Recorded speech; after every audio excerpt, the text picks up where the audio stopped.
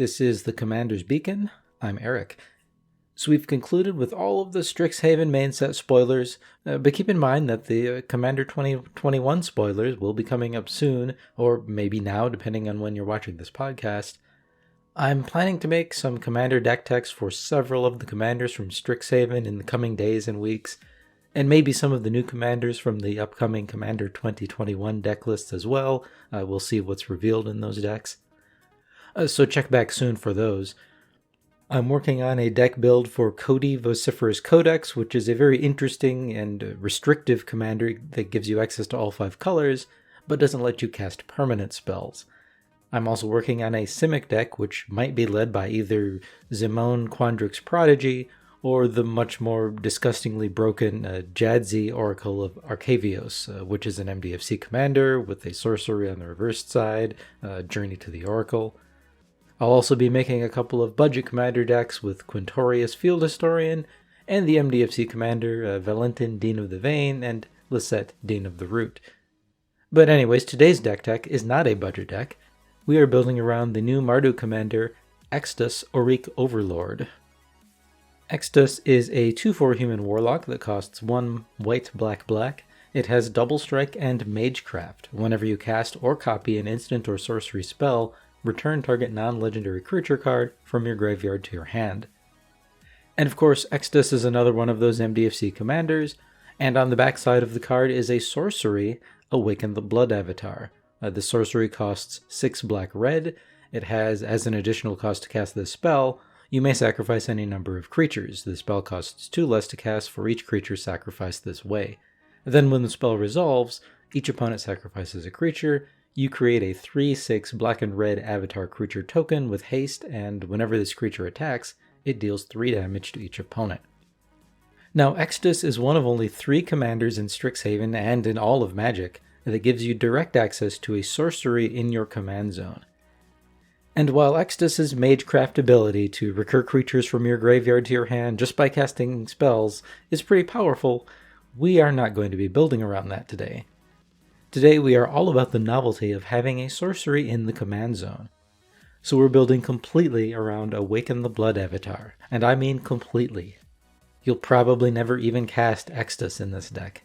In fact, we're not even going to mention his name again for the rest of this video, just like some other emotionally neglected Magic School villains who will not be named. So let's start by talking about our main game plan, casting Awaken the Blood Avatar as many times as we can to win the game.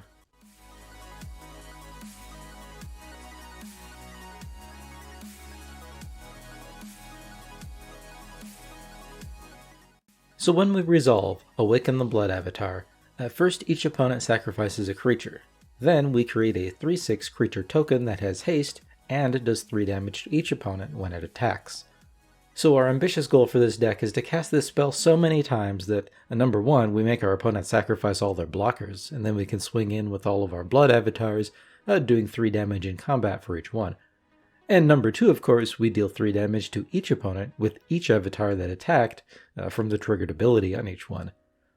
Now, of course, you'll notice I said avatars, plural.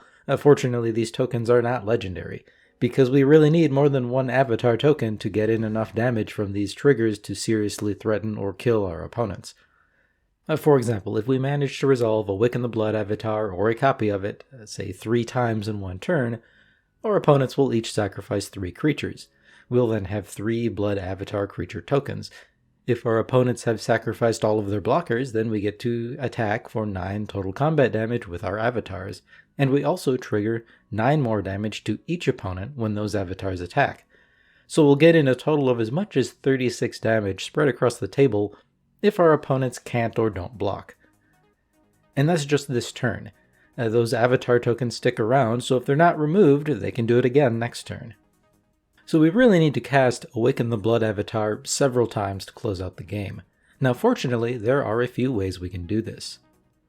First, of course, there's the obvious brute force method for casting Awaken the Blood Avatar, that is by having enough creatures to sacrifice to reduce its cost. Because sacrificing a creature to pay 2 of the spell's cost even counts towards commander tax. So with enough creatures to sacrifice, we'll only ever pay 2 mana, black and red, to cast Awaken the Blood Avatar.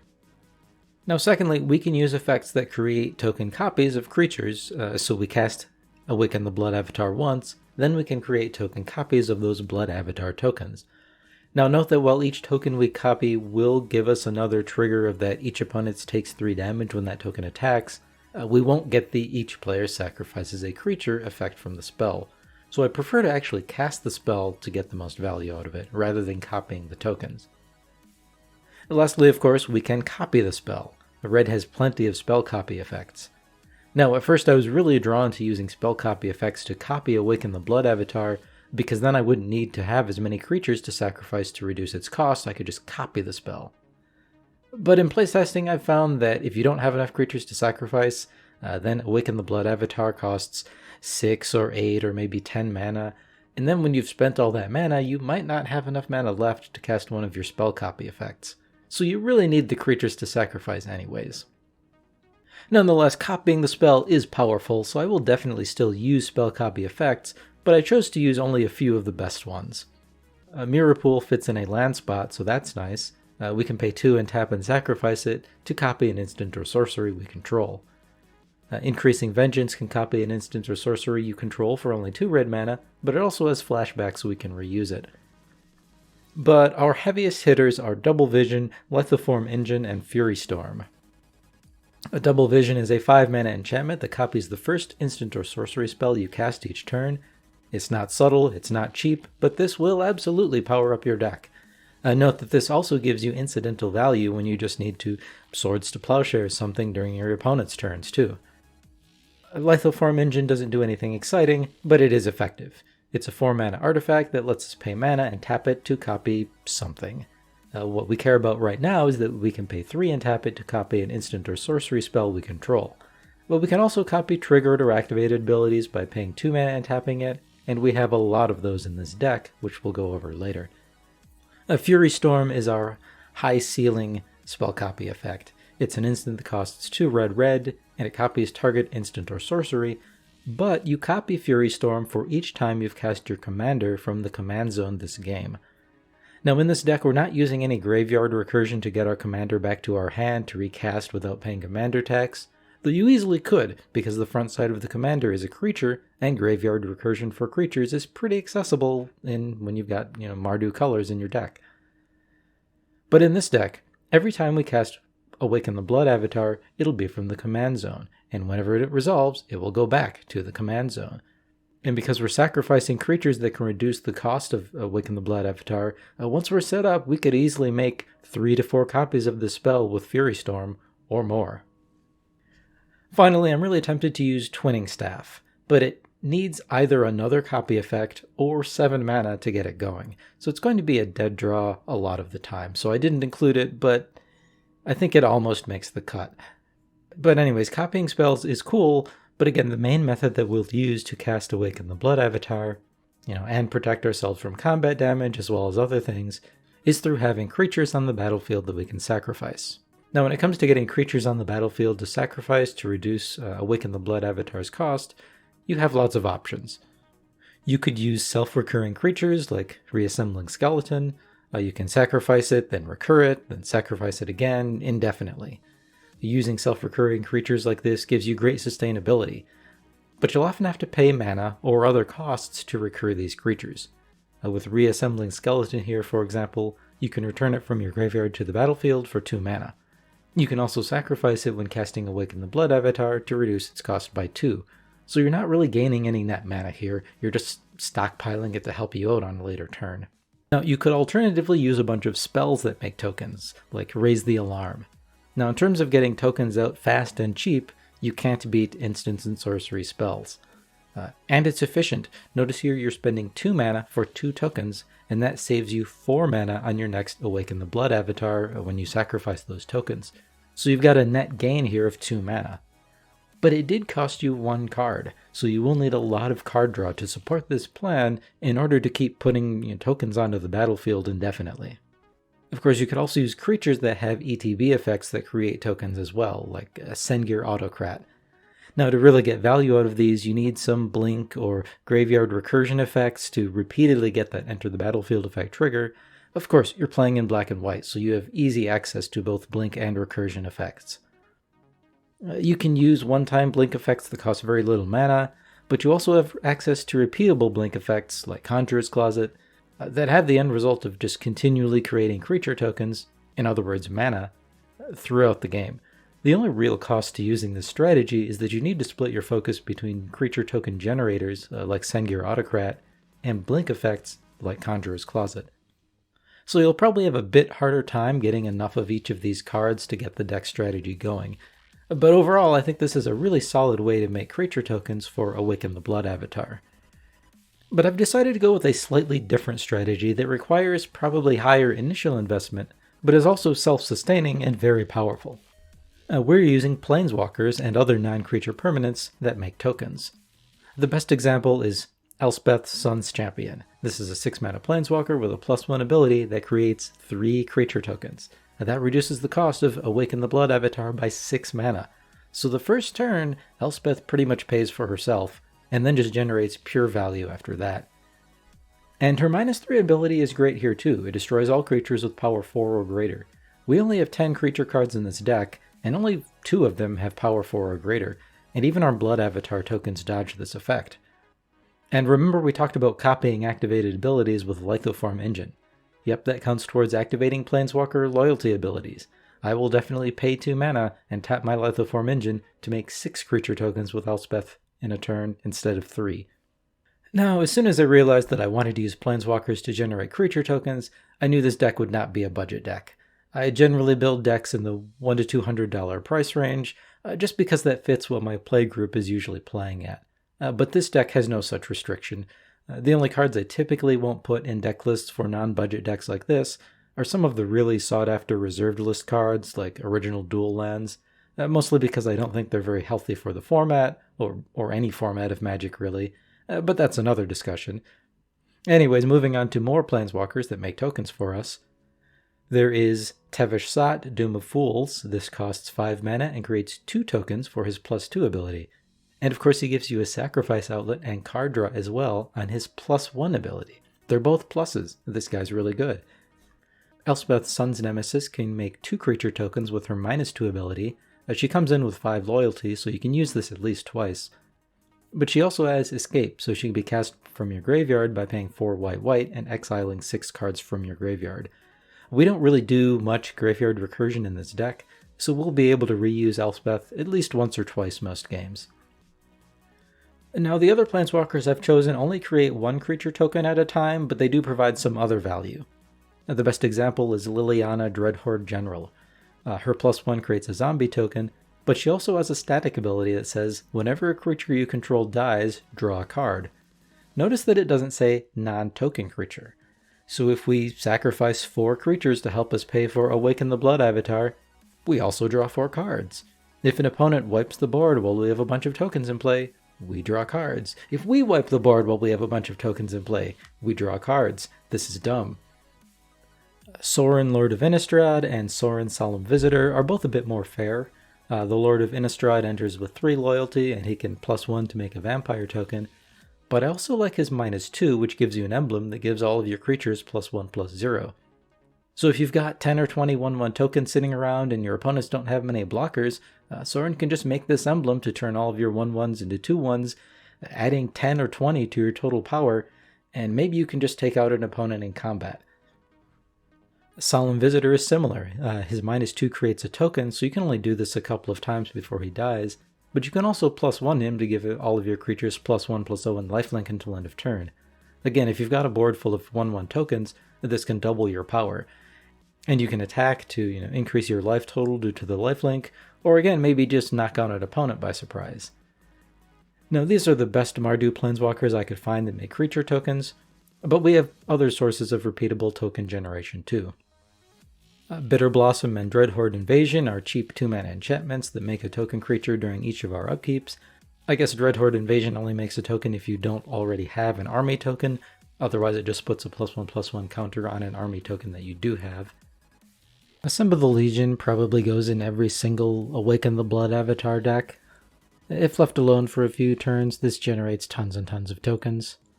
Of course, we'll run Anointed Procession to double all of our token production, and we will use a few instant effects as well, either to surprise our opponents by generating tokens right before our turn out of nowhere, or if we just need some instant speed blockers or something.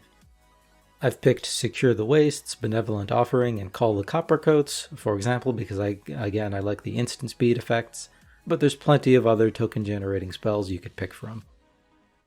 Now finally, Krav the Unredeemed and Regna the Redeemer are perfect in this deck. First, they're partners, so whenever you cast one, you get to search your library for the other one and put it into your hand. Now these guys are expensive. Krav is 5 mana and Regna is 6, but if your opponents let you resolve and keep both of them, you're probably going to win. With Krav, you can pay a single black mana and sacrifice X creatures so that you draw X cards and gain X life. And at the end of any turn in which you gained life, Regna makes 2 creature tokens. With both of these on the battlefield, you can pay 1 mana into Krav each turn to sacrifice a creature, draw a card, gain 1 life, and make 2 creatures with Regna.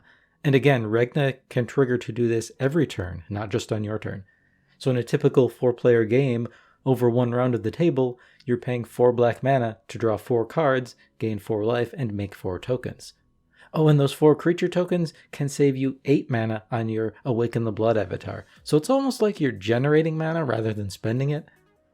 So that's why, despite the high cost to cast these two, I definitely want Krav and Regna in this deck. So that is our creature token package. Again, we're fueling our cost reduction for Awaken the Blood Avatar almost exclusively from creature tokens. But large numbers of creature tokens are useful for a lot of different things. So let's talk about some of our additional synergies and our alternative win conditions that can take advantage of all these tokens we're producing.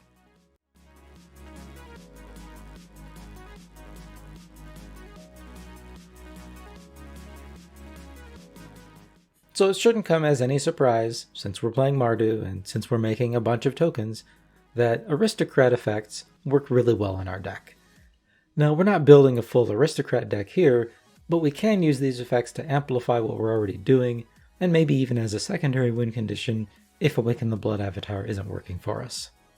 First, we're running 5 effects like Zulaport Cutthroat. These drain 1 or all of our opponents for 1 life whenever a creature we control dies, or sometimes whenever any creature dies, and we gain 1 life. Now, I really like Bastion of Remembrance here because it gives us a creature token when it enters the battlefield, and because it's an enchantment rather than a creature, so it's harder for our opponents to remove. Of course, we'll also need sacrifice outlets to trigger these effects on demand. Awaken the Blood Avatar is a great sacrifice outlet, of course, but it's helpful to have other options as well. I've chosen mostly free sacrifice outlets for this deck, that is, sacrifice outlets that you don't have to pay mana to use. Of course, you still have to pay mana to cast them, so the term free is a little bit misleading. Anyways, Woe Strider lets us sacrifice a creature to scry 1, and is recurable from the graveyard since it has escape. Spawning Pit is an artifact that lets us sacrifice a creature to put a charge counter on it. Then we can pay 1 and remove 2 charge counters from it to make another creature token. So sacrifice 2 tokens to make 1 more token? Sounds great. Now, I've said it before and I will say it again. I really like Immersturm Predator. This is a 4/4 flyer for 4, so that's already fine. It's a free sacrifice outlet, and when you sacrifice a creature to it, it gains indestructible until end of turn, and you tap it. But you actually want to tap it because when it becomes tapped, you exile a card from a graveyard.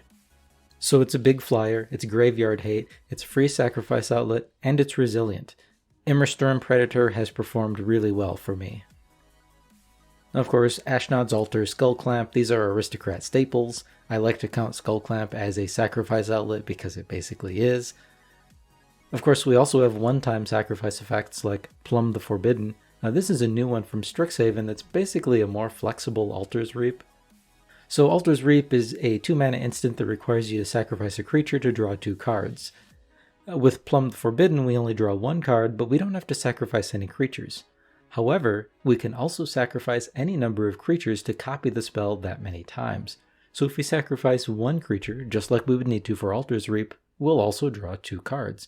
But we can also sacrifice more creatures if we want to get even more card draw. Okay, there's also a little bit of life loss attached to Plumb the Forbidden. You draw a card and lose 1 life technically when it resolves, but that's generally not too relevant. But of course, our best sacrifice synergy has to be Pitiless Plunderer. There is a reason this uncommon card from Ixalan costs $6 or $7. This is a 1/4 human pirate that costs 3 and a black. It has whenever another creature you control dies, create a treasure token. Any creature, even a token creature. So let's say you sacrifice 3 creatures to help you cast Awaken the Blood Avatar. Pitiless Plunderer gives you 3 mana back in the form of treasures, which can help you cast Awaken the Blood Avatar again. Pitiless Plunderer plus Ashnod's Altar is dumb, essentially giving you 3 mana for sacrificing a creature. Just like Krav and Regna, Pitiless Plunderer will make your deck work, and if it isn't answered, you're going to have a good time. So all of these sacrifice value pieces can help keep our hand filled, keep our mana pool filled, and keep our life total above 0, while we try to cast Awaken the Blood Avatar as many times as possible. But these aristocrat effects can also serve as an alternative win condition. So that covers the key pieces of this deck. I haven't talked much about the ramp or the removal, because most of these aren't particularly synergistic with the deck, they're just the most efficient or versatile support cards that I could find. But definitely check out the deck list in the description for more details. So let's move on to the deck stats and cost.